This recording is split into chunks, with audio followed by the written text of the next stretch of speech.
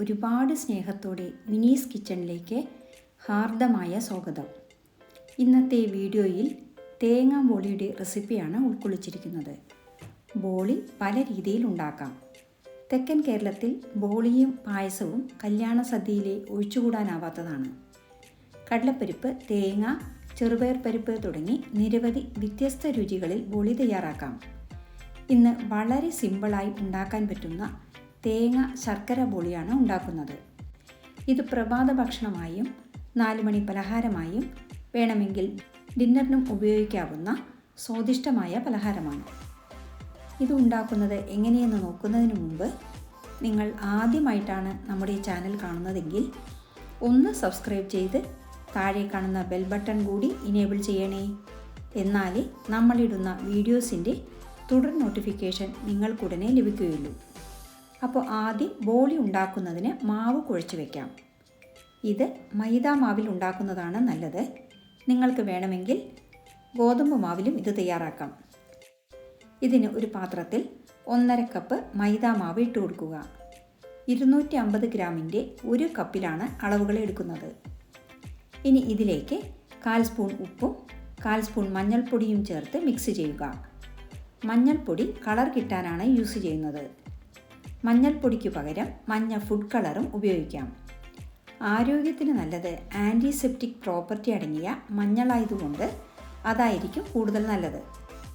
ഇനി നമ്മൾക്ക് 1 സ്പൂൺ നെയ്യ് കൂടി ചേർത്ത് മിക്സ് ചെയ്യുക. ഉപ്പും മഞ്ഞളും നെയ്യും മാവിൽ എല്ലായിടത്തും ഒരുപോലെ മിക്സ് ചെയ്തെടുക്കുക. ഇനി കുറേശ്ശെ വെള്ളം ചേർത്ത് ഒട്ടുന്ന പരുവത്തിൽ, അതായത് കുറച്ച് ലൂസായി കുഴയ്ക്കുക.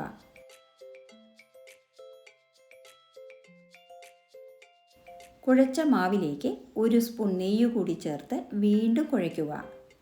നെയ്യിന് പകരം എണ്ണയും ഉപയോഗിക്കാം. നെയ്യ് ചേർക്കുമ്പോൾ മണവും സ്വാദും കൂടുതലായിരിക്കും. കുഴച്ച മാവ് അടച്ച് ചുരുങ്ങിയത് 1 മണിക്കൂറെങ്കിലും വയ്ക്കുക. 3 മണിക്കൂർ വെച്ചാൽ അത്രയും നല്ലതാണ്. മാവ് നല്ല സോഫ്റ്റായി കിട്ടും. കുഴച്ചു വെച്ച മാവ് ഒരു വശത്തേക്ക് മാറ്റി വയ്ക്കാം. ഈ സമയം നമ്മൾക്ക് ഫില്ലിങ്ങിനുള്ള തേങ്ങ വറുത്തെടുക്കാം. ഇതിന് ഗ്യാസ് കത്തിച്ച് ഒരു പാൻ വയ്ക്കുക. പാനിലേക്ക് 1.5 കപ്പ് തേങ്ങയിട്ട് മീഡിയം ഫ്ലെയിമിൽ വറുക്കുക. തേങ്ങ ബ്രൗണൊന്നും ആവേണ്ട, കളർ മാറാതെ വാസന വരുന്നത് വരെ വറുക്കുക. തേങ്ങയുടെ കൂടെ പൊരികടല കൂടി വേണമെങ്കിൽ വറുക്കാം. പൊരികടല ചേർക്കുമ്പോൾ ഫില്ലിങ് കുറച്ചുകൂടി ടൈറ്റായി കിട്ടും. പൊരികടല ചേർക്കാതെയാണ് നമ്മളിതൊന്നും ഉണ്ടാക്കുന്നത്. വറുത്ത തേങ്ങ തണുക്കാൻ വയ്ക്കാം. തേങ്ങ തണുത്ത ശേഷം ഒരു മിക്സി ജാറിലേക്ക് ഇട്ട് കൊടുക്കാം. കൂടെ 2 ഏലക്കയും 1 കപ്പ് ശർക്കരയും ചേർത്ത് കൊടുക്കാം. മണ്ണും കല്ലുമില്ലാത്ത നല്ല ക്വാളിറ്റിയുള്ള ശർക്കര ഉപയോഗിക്കുക. ശർക്കരയുടെ കളറിന് അനുസരിച്ച് ഫില്ലിങ്ങിൻ്റെ കളറും മാറും. അതുപോലെ മധുരവും ഓരോ ശർക്കരയ്ക്കും വ്യത്യസ്തമായിരിക്കും. അതിനനുസരിച്ച് 3/4 തൊട്ട് 1 കപ്പ് വരെ ശർക്കര നിങ്ങളുടെ മധുരത്തിനനുസരിച്ച് ചേർക്കുക. ഇനി ഇത് പൾസിലിട്ട് അരച്ചെടുക്കുക. അരച്ച മിശ്രിതം ഒരു ബൗളിലേക്ക് മാറ്റാം. നിങ്ങൾക്ക് കണ്ടാൽ തന്നെ അറിയാം ഈസിയായി ഉരുണ്ട് പിടിക്കാൻ കിട്ടുമെന്ന്. ഇനി നിങ്ങളുടെ ഈ മിശ്രിതം ലേശം ലൂസായി കുഴഞ്ഞു പോയിട്ടുണ്ടെങ്കിൽ ഈ സ്റ്റേജിൽ പൊരികടല പൊടിച്ചു ചേർക്കാവുന്നതാണ്. പൊരികടല ചേർക്കുമ്പോൾ നല്ലപോലെ ഉരുട്ടാൻ കിട്ടും.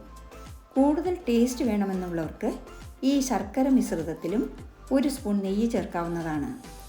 ഹെൽത്ത് കോൺഷ്യസ് ആയവർക്ക് ഇത് ഒഴിവാക്കാവുന്നതാണ്. നമ്മൾ അരച്ചു വെച്ച മിശ്രിതത്തിൽ നിന്നും കുറേശ്ശെ എടുത്ത് ഉരുളകൾ ഉരുട്ടുക. ഇത് ഇങ്ങനെ കഴിക്കാൻ തന്നെ നല്ല സ്വാദാണ്. ഈ അളവിൽ ശർക്കരയും തേങ്ങയും എടുക്കുമ്പോൾ 8 ഉരുളകൾ നമ്മൾക്ക് കിട്ടും. കൂടെ ഒരു കുട്ടി ഉരുളയും. 1 മണിക്കൂറിന് ശേഷം നമ്മൾ കുഴച്ച് വെച്ച മാവെടുത്ത് ഒന്നുകൂടി കുഴയ്ക്കുക. മാവ് നല്ലപോലെ കുതിർന്നു വന്നിട്ടുണ്ട്. ലേശം ഒട്ടുന്ന പരുവം തന്നെയായിരിക്കും മാവ്.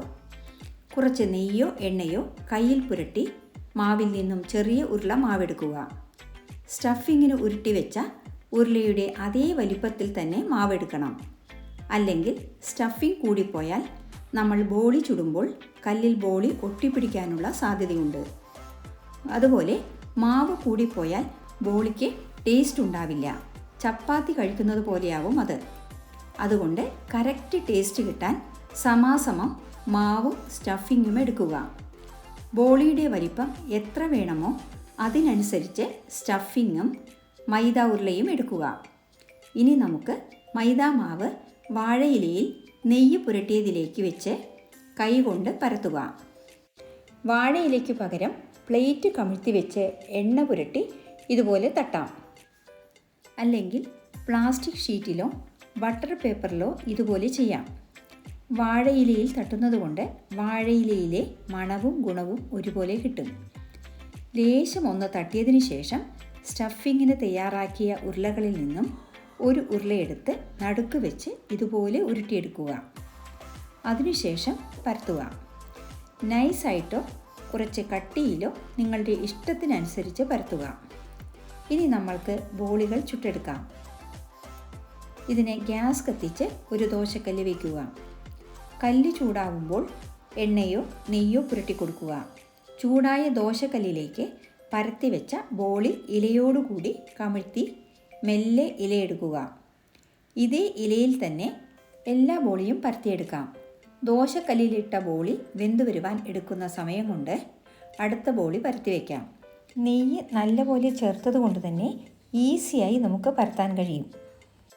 നമ്മൾ ദോശക്കല്ലിലേക്ക് ഇട്ട ബോളി 2 സൈഡും മീഡിയം ഫ്ലെയിമിലിട്ട് ചുട്ടെടുക്കുക. കുറച്ച് നെയ്യ് കൂടി ചേർക്കാവുന്നതാണ്. എത്ര നെയ്യ് അല്ലെങ്കിൽ എണ്ണ ചേർക്കണമെന്നെല്ലാം നിങ്ങൾക്ക് തീരുമാനിക്കാം. നല്ലപോലെ കുമിളിച്ചു വരും ബോളി. 2 സൈഡും വെന്ത് വരുമ്പോൾ കല്ലിൽ നിന്ന് ബോളി ഒരു പ്ലേറ്റിലേക്ക് മാറ്റാം. ഇതുപോലെ ഓരോ ബോളിയും പരത്തി ദോശക്കല്ലിലിട്ട് നെയ്യൊഴിച്ച് ചുട്ടെടുക്കുക. ഇത് 1-2 എണ്ണം കഴിക്കുമ്പോഴേക്കും തന്നെ വയർ ഇല്ലാവും. കുട്ടികൾക്കെല്ലാം പ്രിയപ്പെട്ട ഈ വിഭവം വീക്കെൻഡിലെങ്കിലും ഉണ്ടാക്കി കൊടുത്തു നോക്കൂ. ഇനി കുറച്ച് പാൽപ്പായസമോ അടപ്രഥമനോ സേമിയ പായസമോ കൂടി ഒഴിച്ച് കഴിച്ചാൽ മധുരം ഇരട്ടിക്കും.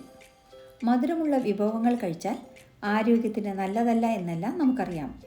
എങ്കിലും രുചികരമായ ഇത്തരം ഭക്ഷണങ്ങൾ കുറഞ്ഞ തോതിൽ കഴിക്കുന്നത് കൊണ്ട് ഒരു കുഴപ്പവുമില്ല. നല്ല രുചികരമായ വിഭവങ്ങൾ വീട്ടിൽ തന്നെ ഉണ്ടാക്കി കൊടുത്ത് അത് അവർ ആസ്വദിച്ച് കഴിക്കുമ്പോൾ നമ്മൾക്കുണ്ടാകുന്ന സന്തോഷം അതൊന്ന് വേറെ തന്നെയാണ്. കുട്ടികൾക്ക് വലുതാകുമ്പോൾ ഇതെല്ലാം നൊസ്റ്റാൾജിക് ഫീലിംഗ് ആയി അമ്മയോടുള്ള ഇഷ്ടം കൂടുവാൻ. നമ്മളെല്ലാവരും കുട്ടിക്കാലത്തെ ഇത്തരം ഓർമ്മകളെ താലോലിക്കുന്നവരാണല്ലോ. അതുപോലെ നമ്മുടെ കുട്ടികൾക്കും ഓർത്തു വയ്ക്കാൻ ഇത്തരം ഓർമ്മകൾ നമ്മൾക്ക് കൊടുക്കാം. അമ്മയെക്കുറിച്ച് ആലോചിക്കുമ്പോഴേ വീട്ടിൽ അമ്മയുണ്ടാക്കുന്ന ഭക്ഷണത്തിൻ്റെയും കരുതലിൻ്റെയും ഓർമ്മയായിരിക്കും എല്ലാവർക്കും.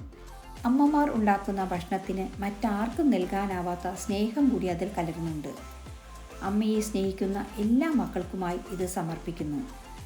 ഈ വീഡിയോ ഇഷ്ടമായാൽ ലൈക്ക് ചെയ്യാനും നിങ്ങളുടെ പ്രിയപ്പെട്ടവർക്ക് ഷെയർ ചെയ്യാനും മറക്കരുതേ. കൂടാതെ നിങ്ങളുടെ വിലയേറിയ അഭിപ്രായങ്ങൾ താഴെ കമൻറ്റ് ബോക്സിൽ രേഖപ്പെടുത്തുമല്ലോ. വീണ്ടും മറ്റൊരു നല്ല വിഭവവുമായി കാണാം. Thank you for watching and supporting.